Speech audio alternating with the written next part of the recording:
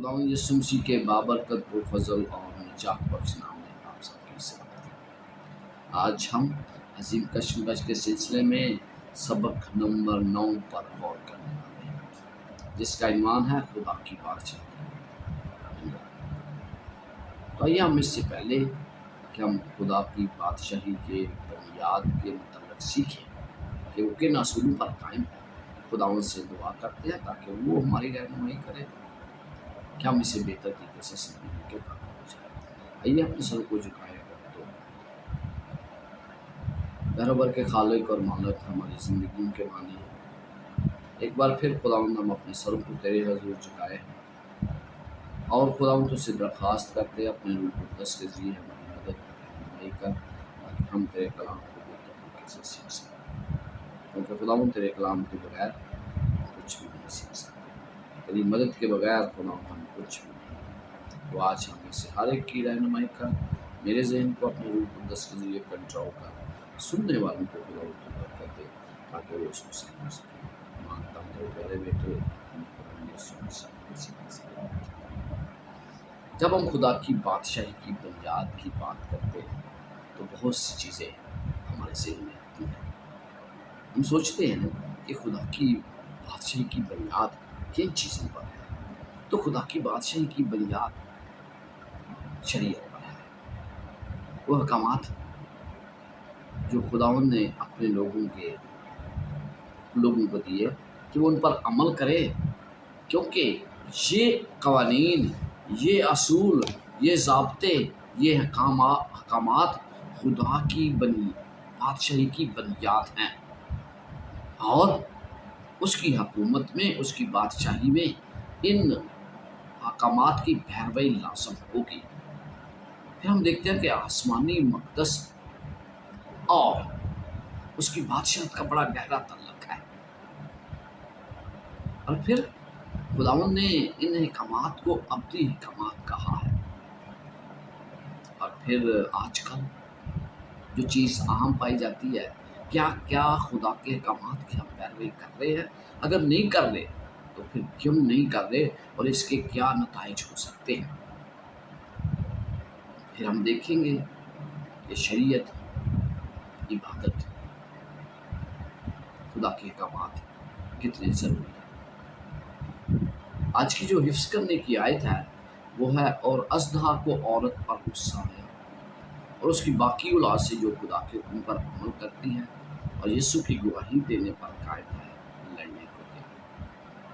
جیسے کہ ہم نے پہلے سیکھا تھا کہ شیطان کس طرح کلیسیا کو ستاتا ہے، کس طرح کلیسیا کو برباد کرنے کی کوشش کرتا ہے، اور پھر اس نے آزار ثانی میں اس کلیسیا کو مبتلا کیا ہے، کیونکہ وہ جانتا ہے کہ کلیسیا ہی وہ واحد ذریعہ ہے جس کے ذریعے لوگوں تک خدا کی بادشاہی کی بنیاد آشکار ہوتی ہے۔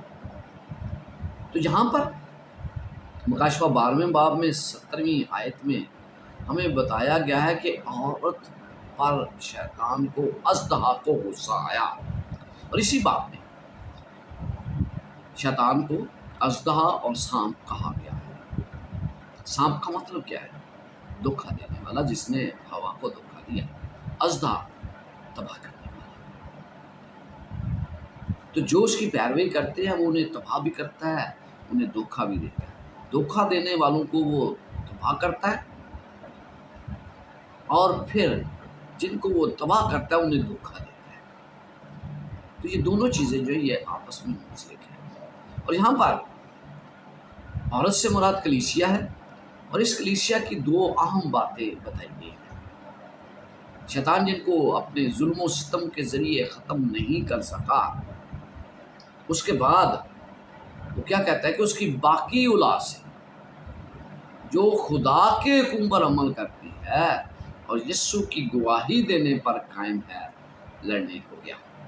یہ دو چیزیں ہیں، جو خدا کے حکم پر عمل کرتے ہیں اور جو یسوع کی گواہی دیتے ہیں۔ یسوع کی گواہی کے بارے میں ہم آئندہ کسی سبق میں سیکھیں گے، لیکن خدا کے حکم کون سے ہیں؟ یہ خدا کے وہ 10 احکام ہیں جو ابدی احکام ہیں۔ اپنے ارد گرد جب ہم دنیا کا مشاہدہ کرتے ہیں تو ہمیں پتہ چلتا ہے کہ ہر چیز کو چلانے کے لیے، اس دنیا پر حکمرانی کرنے کے لیے خدا نے کچھ قوانین بنائے، اور ان قوانین کے تحت ہی وہ اس دنیا کے نظام کو چلا رہا ہے۔ مثال کے طور پر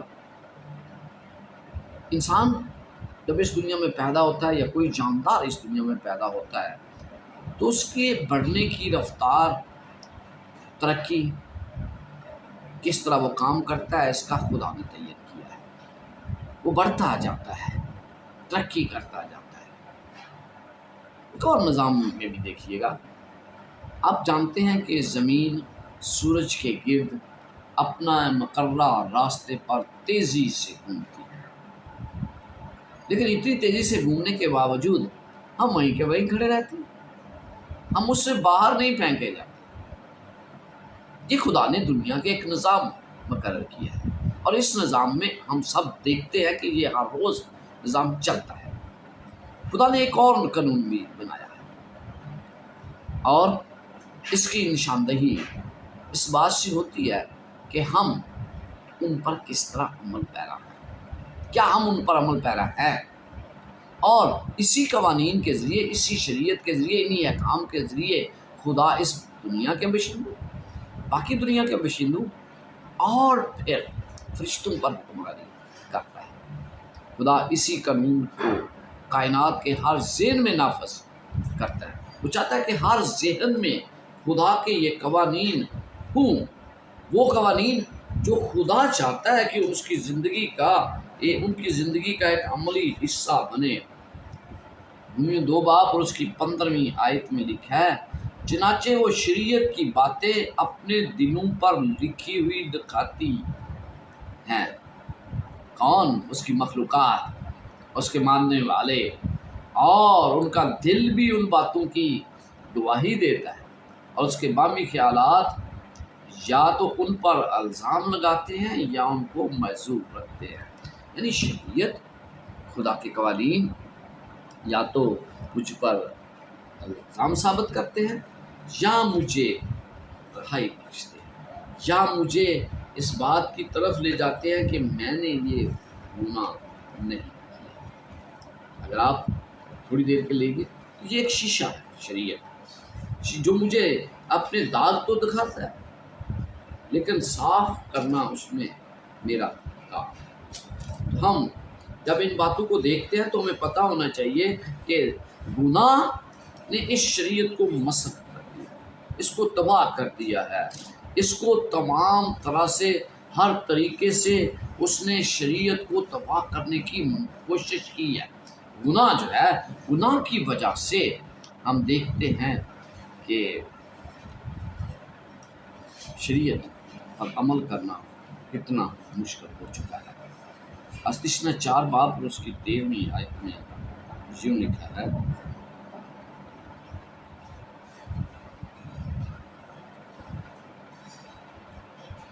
اس وقت خداوند نے مجھے حکم دیا کہ تم کو یہ آئین اور احکام سکھاؤں، تاکہ تم اس ملک میں جس پر قبضہ کرنے کے لیے جا رہے ہو ان پر عمل کرو۔ یعنی کیا کرو؟ ان پر عمل کرو۔ خدا نے یہ قوانین دیے ہیں تاکہ ہم ان پر عمل کریں۔ جیسے کہ میں کہہ رہا تھا، جیسے میں نے آپ کو مکاشفہ 12واں باب میں بتایا، اس میں پاکیزہ عورت کے متعلق ہے، یعنی پاکیزہ کلیسیا، جو خدا کی کلیسیا، اس کے متعلق ذکر کیا گیا ہے۔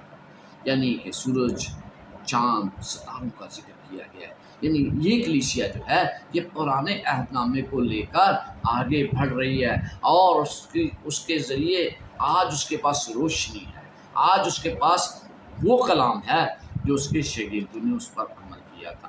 12 ستاروں کا تاج اس کے سر پر ہے۔ یعنی یہ کلیسیا 12 ستاروں، یعنی ان شاگردوں کی تعلیم کو آگے لے کر چلی ہے۔ مکاشفہ 17 باب پہ آپ ایک اور عورت کو دیکھتے ہیں۔ ان دونوں کا موازنہ کریں تو آپ کو پتہ چلتا ہے کہ وہ عورت ہے، وہ کلیسیا ہے جو خدا کے حکام کی نافرمانی کرتی ہے۔ اس لیے ہمیں پتہ چلتا ہے کہ اس کا تعلق بڑا گہرا ہے۔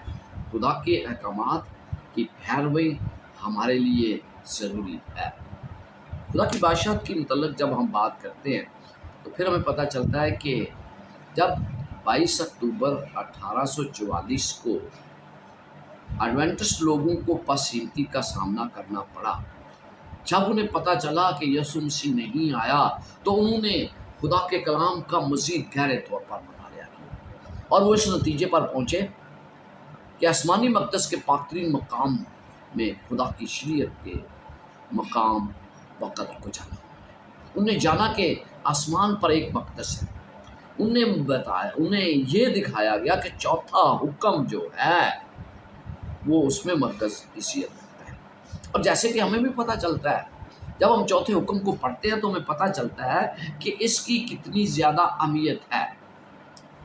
اس چوتھے حکم میں سبت کی بات کی گئی ہے اور ان ایڈوینٹسٹ لوگوں نے مطالعہ کیا کہ یہی وہ حکم ہے جو خالق خدا کی انتہائی وضاحت سے پیش کرتا ہے، جو خالق خدا کے متعلق بیان کرتا ہے، اور یہی وہ معاملہ ہے، یہی وہ حکم ہے جو آخری وقت میں مسخ کیا جائے گا۔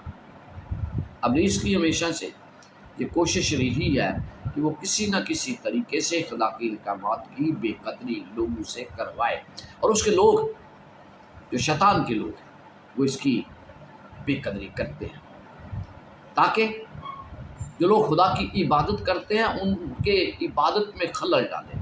وہ جانتا ہے کہ اگر ایک بھی حکم توڑا تو ساری شریعت کے ہم حکم عدولی ہوئے، ہم اس کے شریعت سے دور گئے، ہم نے تمام احکامات کی پیروی سے انکار کر دیا۔ یعقوب 2 باب اور اس کی 10 آیت اور 11ویں آیت میں بڑا واضح طور پر بیان کیا گیا ہے، کیونکہ جس نے ساری شریعت پر عمل کیا اور ایک ہی بات میں خطا کی وہ سب باتوں میں قصوروار کیا،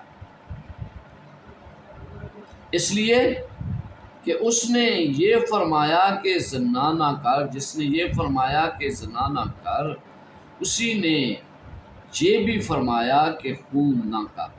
پس اگر تم نے زنا تو نہ کیا مگر خون کیا تو بھی تو شریعت کا عدول کرنے والا ٹھہرا۔ جہاں پر آپ کیا پڑھتے ہیں کہ کسی بھی خدا کے حکم کو توڑنے سے ہم یقیناً خدا کے احکامات کی پیروی سے انکار کر دیتے ہیں۔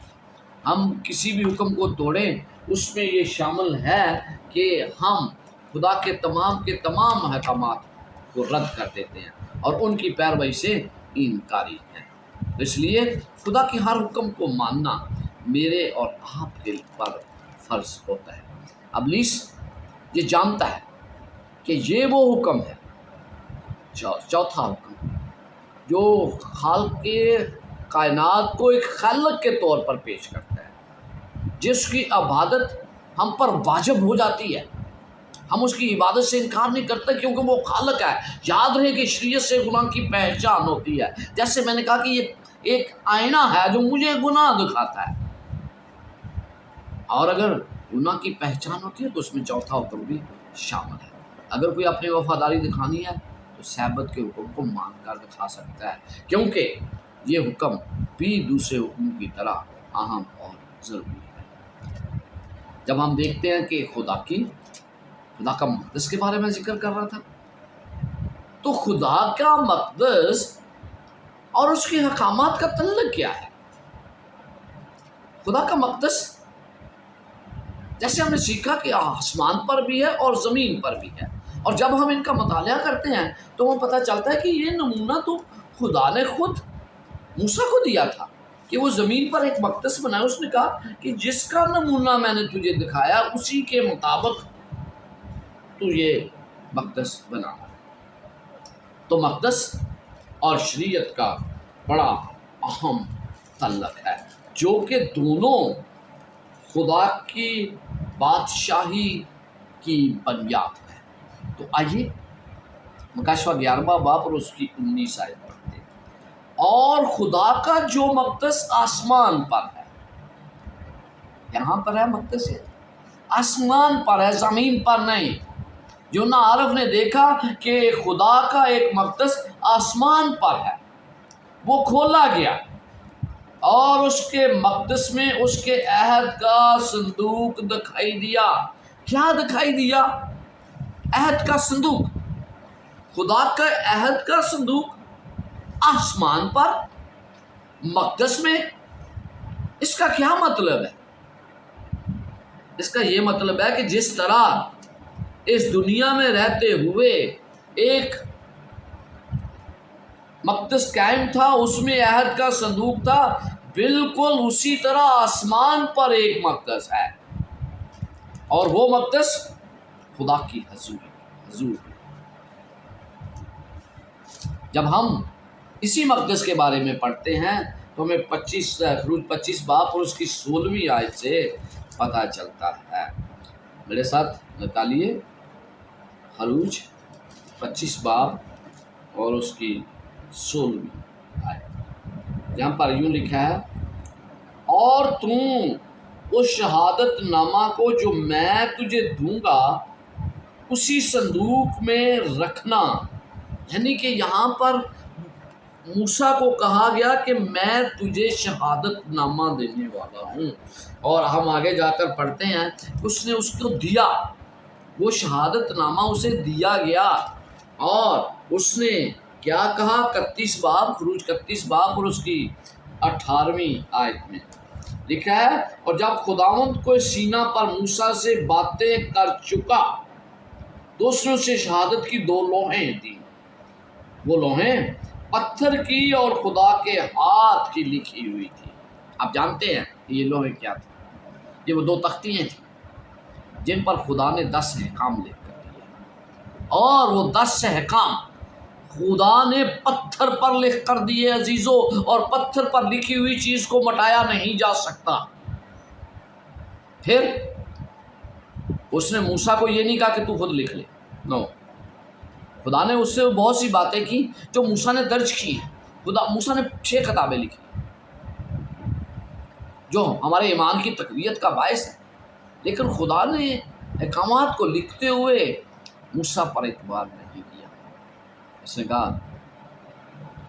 اعتبار اس کو ہے موسیٰ پر، لیکن اس نے احکامات کا ہر لفظ اپنی انگلی سے لکھ کر دیا۔ مطلب یہ کہ یہ پتھر پر ہیں اور انہیں مٹایا نہیں جا سکتا۔ جب ہم شریعت کی بات کر رہے ہیں، مقدس اور شریعت کی، تو ایک دن مقرر تھا سال میں جسے بنی اسرائیل کی 6ٹی عید کہا جاتا ہے، وہ تھا کفارے کا دن۔ کفارے کے دن میں کیا ہوتا تھا؟ کفارے کا دن عدالت کا دن ہوا کرتا تھا۔ اس دن لوگوں کی توبہ، سنجیدگی اور ہر طرح کے کام کو انہیں ترک کرنا تھا، انہیں سنجیدہ طور پر خدا کے سامنے حاضر ہونا تھا۔ یہ وہ دن ہوا کرتا تھا جب سردار کہن گناہوں کے کفارے کے لیے پاک ترین مقام کے اندر داخل ہوتا تھا۔ مقدس کے اندر جا کر عہد کا صندوق تھا جس میں خدا کے ہاتھ کے لکھے ہوئے 10 احکام تھے۔ 2 تختیاں تھیں۔ صندوق کے اوپر ایک سرپوش تھا جو خالص سونے کا تھا، جس کے اوپر والے حصہ کو رحم کی کرسی کہا جاتا تھا۔ وہیں خدا کا جلال جسے شکائنا گلوری کہا جاتا ہے، وہاں خدا حاضر ہے۔ مطلب اس کا کیا ہے؟ خدا کا مقدس، شریعت، 10 احکام اس کے اندر، رحم کی کرسی، اور پھر خدا کی حضور، یعنی خدا کی شریعت لازم ہے۔ اور جب یوحنا دیکھتا ہے کہ آسمان پر مقدس ہے اور وہاں پر اس نے عہد کا صندوق دیکھا، تو مطلب یہ کہ خدا انصاف تو کرتا ہے لیکن رحم اور اپنی رحم کے ساتھ، خدا کا رحم اس کی رحمت شامل ہے۔ ویسے تو ہر قربانی گناہوں کے معافی کے لیے ہوتی تھی اور خدا کی رحمت کی نشانی بھی تھی، تاہم کفارے والے دن سے ظاہر ہوتا ہے کہ گناہوں کی قربانی جو آج کے دن کی جا رہی ہے وہ ہر طریقے سے ان گناہوں کی یاد کو مٹا دے گی جو پورا سال مقدس میں منتقل ہو گئے تھے۔ تاہم ان گناہوں کا ہمیشہ کے لیے دلنا صرف مسیح کے لہو پر ایمان رکھنے کی نسبت دیتا ہے۔ وہاں خدا کی حضوری میں سچائی اور رحمت آپس میں میل کھاتی تھی۔ یونان کے مکاشفات دیکھتے دیکھتے آسمان پر اس نے ایک مقدس کھلا دیکھا اور وہاں پاک تین مکان میں آسمانی ہیکل کے اندر الہی شریعت کو دیکھا۔ وہ محفوظ تھی، وہ شریعت جو بادلوں کی گرج میں کوئی سینہ پر خود خداوند نے دی اور خود اپنی انگلی سے پتھر کی تختوں پر لکھی، وہ عہد کے صندوق میں محفوظ کر لی گئی۔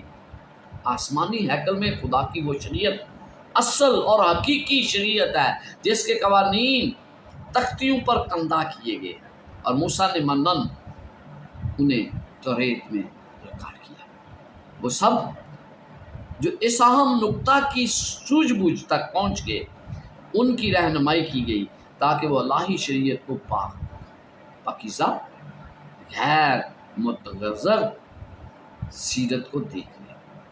تو اس لیے یہ شریعت جو ہے یہ یقیناً میرے اور آپ کے لیے اس بات کی گواہی دیتی ہے کہ خدا کے احکامات کی بنیاد، خدا کے انصاف کی بنیاد وہ 10 احکام ہیں۔ ذرا سوچیں، سبت کا دن ہر ہفتے ہمارے پاس ایک لمبا سفر طے کر کے آتا ہے، صرف یہ بتانے کے لیے کہ اس دنیا کی تخلیق کا کوئی خالق موجود ہے۔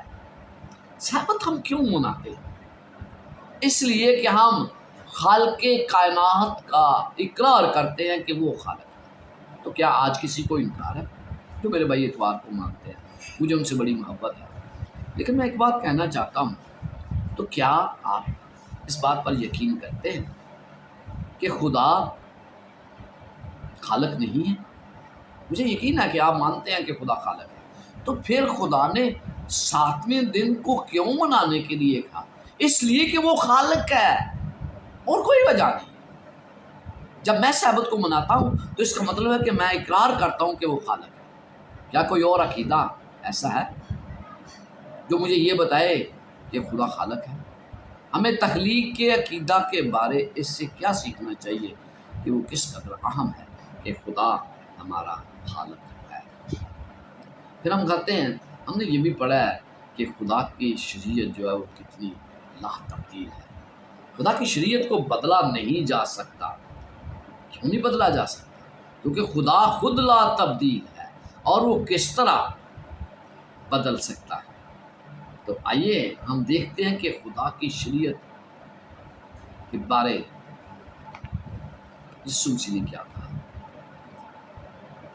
متی 5 باب اور اس کی 17 آیت میں لکھا ہے، یہ نہ سمجھو کہ میں توریت اور نبیوں کی کتابوں کو منسوخ کرنے آیا، منسوخ کرنے نہیں بلکہ پورا کرنے آیا۔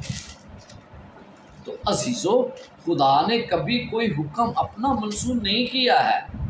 خدا کے احکام اسی طرح قائم ہے جس طرح شروع سے آج تک قائم ہے، اور وہ یسوع مسیح کی دوسری آمد تک قائم ہیں، بلکہ ہم تو اس احکامات کی پیروی میں اس سے بھی آگے بڑھتے جائیں گے۔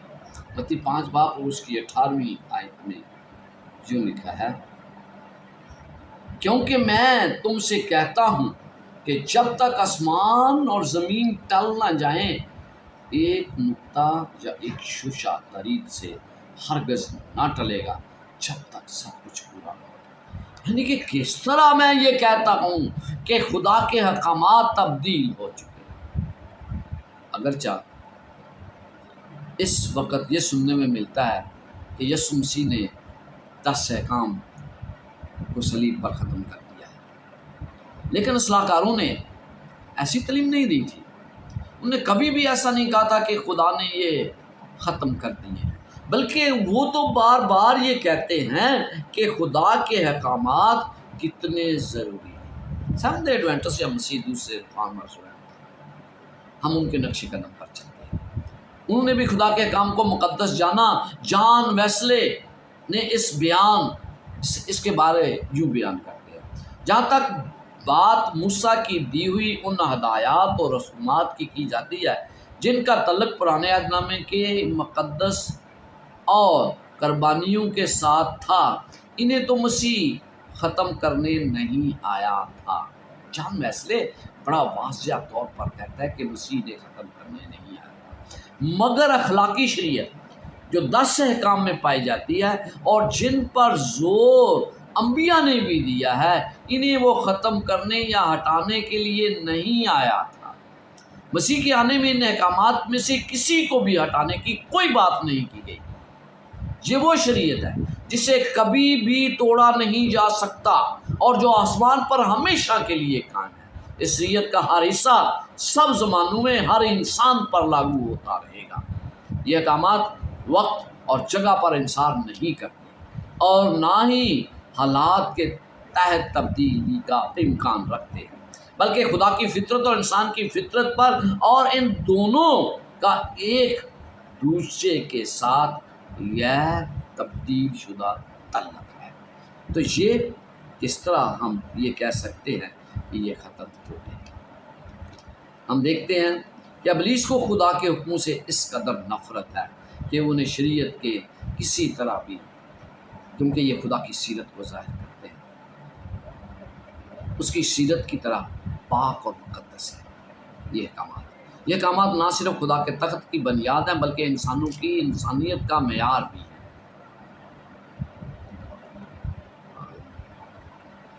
لکھا ہے تو یہ ایک اچھی طرح دیکھ سکتا تھا کہ زمینی ہیکل جو آسمانی ہیکل کا پرتو تھی، اس میں عہد کا صندوق میں شریعت محفوظ کی گئی تھی۔ وہی شریعت آسمانی ہیکل میں تھی اور آسمانی ہیکل کی صداقت کو ماننا خدا کی شریعت کو تسلیم کرنا تھا۔ علاوہ چوتھے حکم کے سبت کو پاک ماننے کے ذمہ داری کو بھی قبول کرنا تھا۔ یہاں ہی شدید مخالفت کا بھید پایا جاتا ہے۔ پاک نوشتے متوقع طور پر مسیح یسوع کی آسمانی ہیکل میں خدمت کا ذکر کرتے ہیں۔ کن وجوہ کی بنا پر لوگ یہ کہتے ہیں کہ ہم اب اور زیادہ 10 احکام کے تحت نہیں ہیں؟ آپ کے خیال میں ان کے ایسے تصورات کے پیچھے حقیقت میں کون ہے؟ وہی جو شریعت کو تباہ کرنا چاہتا ہے، وہی جو شریعت کو ہر طریقے سے چاہتا ہے کہ مٹ جائے۔ ہم اس شریعت کو کبھی بھی مٹنے کے لیے نہیں بلکہ اس پر اپنے آپ اور اپنی زندگی کے انحصار کو قائم رکھتے ہیں۔ پھر ہم دیکھتے ہیں کہ خدا نے ان احکامات کی پیروی کے لیے ہمیں کیا کیا۔ حالانکہ یہ بات سچ ہے کہ صلیب پر ہیکل کے اندر انجام دی جانے والی رسومات کو ختم کیا گیا تھا تاکہ اخلاقی شریعت اسی طرح قائم ہے جس طرح وہ پہلے قائم تھی۔ خدا کی شریعت ابدی ہے، کامل ہے اور خدا کی مخلوقات کے ہر انسان کے طرز عمل پر حکومت کرتی ہے۔ حقیقت میں شریعت ابدی ہے کیونکہ یہ خدا کے کردار کا عکس ہے۔ خدا کا کردار کیا ہے؟ زبور 79 اس کی 14 آیت میں لکھا ہے، صداقت و عدل تیرے تخت کی بنیاد ہے۔ پھر وہ کہتا ہے شفقت اور وفاداری تیرے آگے آگے ہے۔ زبور 79 اور 14 میں ہے، کیونکہ تیرے سب فرمان برحق ہے، یعنی تیری شریعت برحق ہے، فرمان احکامات۔ اور پھر وہ کہتا ہے تیری شریعت برحق ہے، زبور 119 اور اس کی 42 آیت۔ تمہیں پتہ چلتا ہے کہ خدا کی شریعت کتنی اہم ہے۔ جب ہم خدا کی شریعت کرتے کو متعلق سوچتے ہیں تو اس میں ایک اہم حکم ہے، چوتھا حکم۔ اس میں کیا لکھا ہے؟ خروج 20 باب 8 آیت میں، یاد کر کے تو سبت کا دن پاک مان۔ چوتھا حکم 2 وجوہات کی بنا پر سبت کے دن کو ماننے کا تقاضا کرتا ہے۔ کیوں؟ پہلی بات کیونکہ خدا نے ہمیں خلق کیا ہے، کیونکہ اس نے ہمیں مخلصی دی ہے۔ دوسری بات وہ ہمیں مخلصی عطا کرتا ہے، اس لیے ہم اس کے اس حکم کو مانتے ہیں۔ آئیے خروج 20 باب اور اس کی 8 سے 11 آیت پڑھتے ہیں۔ خروج 20 باب اور اس کی 8 سے 11۔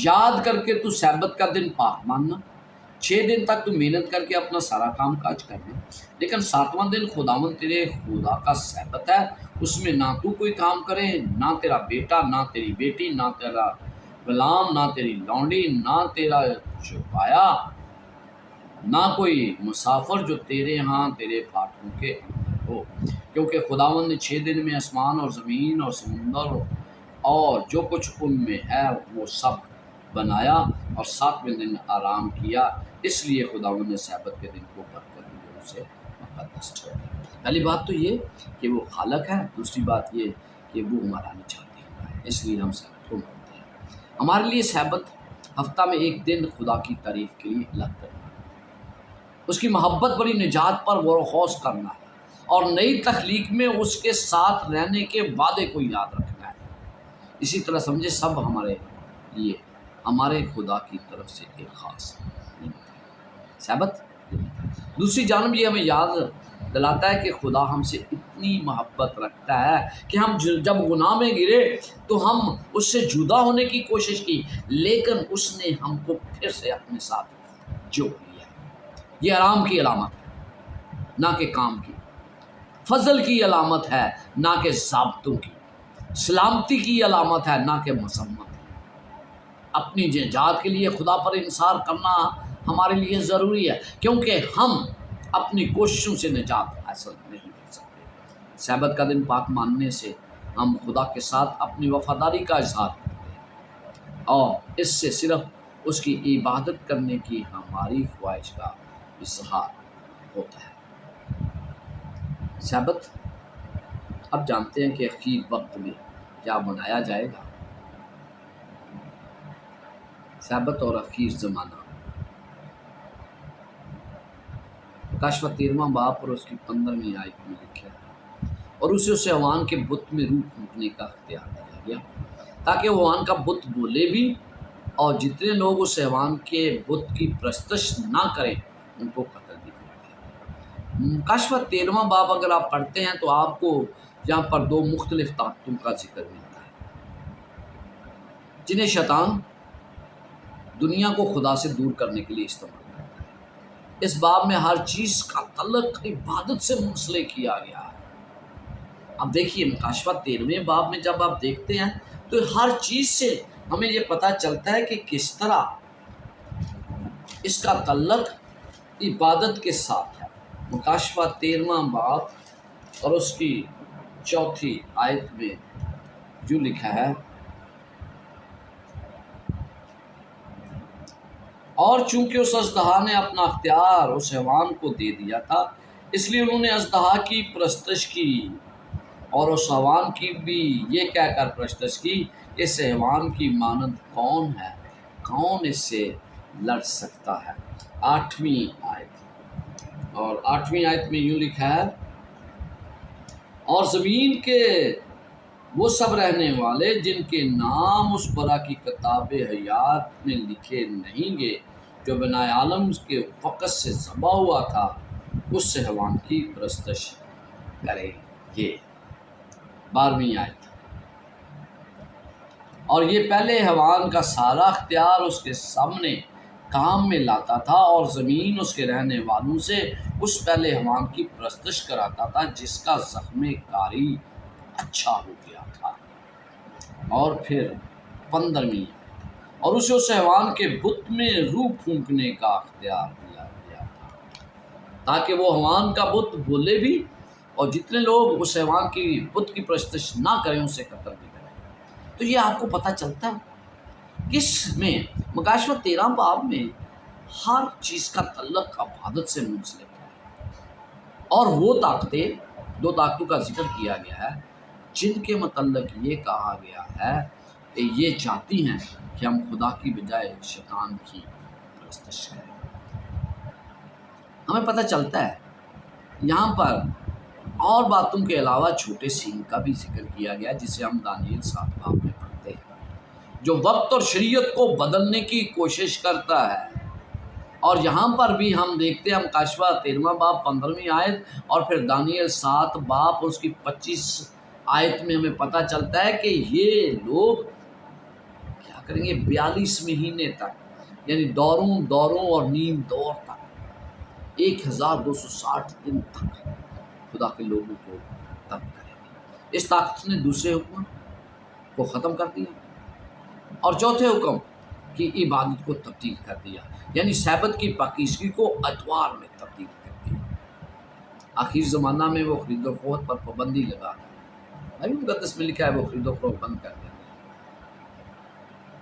کہ پوجا کرنے پر مجبور کرے گا، تاکہ ہم سبت کے دن وہ سرگرمیاں سر انجام دیں جن کے متعلق بائبل مقدس میں بالکل ذکر نہیں ہے۔ وہ یہ چاہتا ہے کہ تمام چیزوں کو وہ خود کنٹرول کرے۔ مکاشفہ 13واں باب اور اس کی 14 سے 17ویں آیت میں یوں لکھا ہے،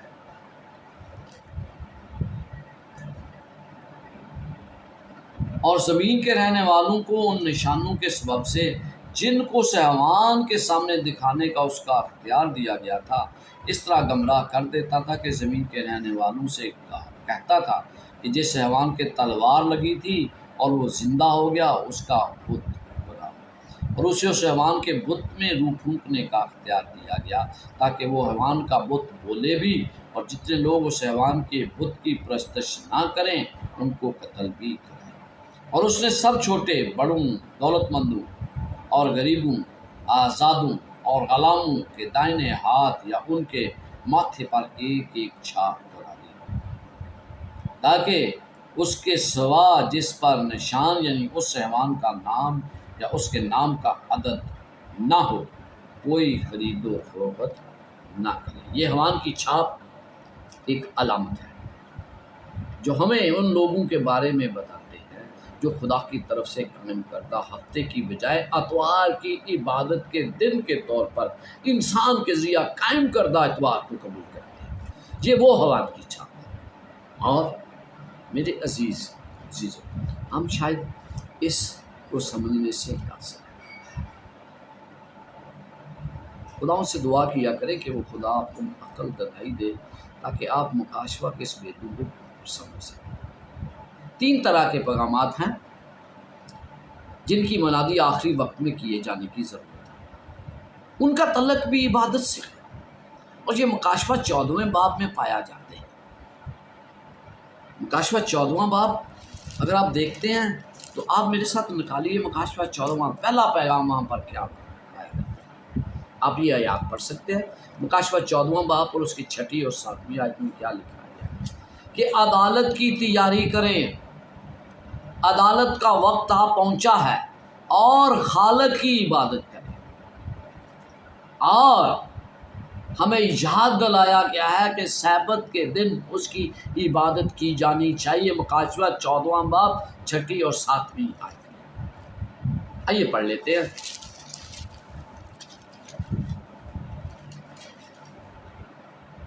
لکھا ہے بائبل مقدس میں، پھر میں نے ایک اور فرشتہ کو آسمان کے بیچ میں اڑتے ہوئے دیکھا، جس کے پاس زمین کے رہنے والوں کے ہر قوم اور قبیلہ اور اہل زمان اور امت کے سنانے کے لیے ابدی خوشخبری تھی۔ اور اس نے بڑی آواز سے کہا کہ خدا سے ڈرو اور اس کی تمجید کرو، کیونکہ اس کی عدالت کا وقت آ پہنچا ہے۔ پہلی بات یہ ہے کہ اس کی عدالت کا وقت آئے گا نہیں بلکہ آ پہنچا ہے۔ اور پھر کہتا ہے اسی کی عبادت کرو جس نے آسمان اور زمین اور سمندر اور پانی کے چشمے پیدا کیے۔ جہاں پر آپ کو پتہ چلتا ہے کہ یہ جب آپ چوتھا حکم پڑھتے ہیں خروج 20 باب میں، تو یہی وہاں پر پیغام پایا جاتا ہے کہ اس کی عبادت کرو جس نے آسمان، زمین اور ہر طرح کی چیزیں پیدا کی ہیں۔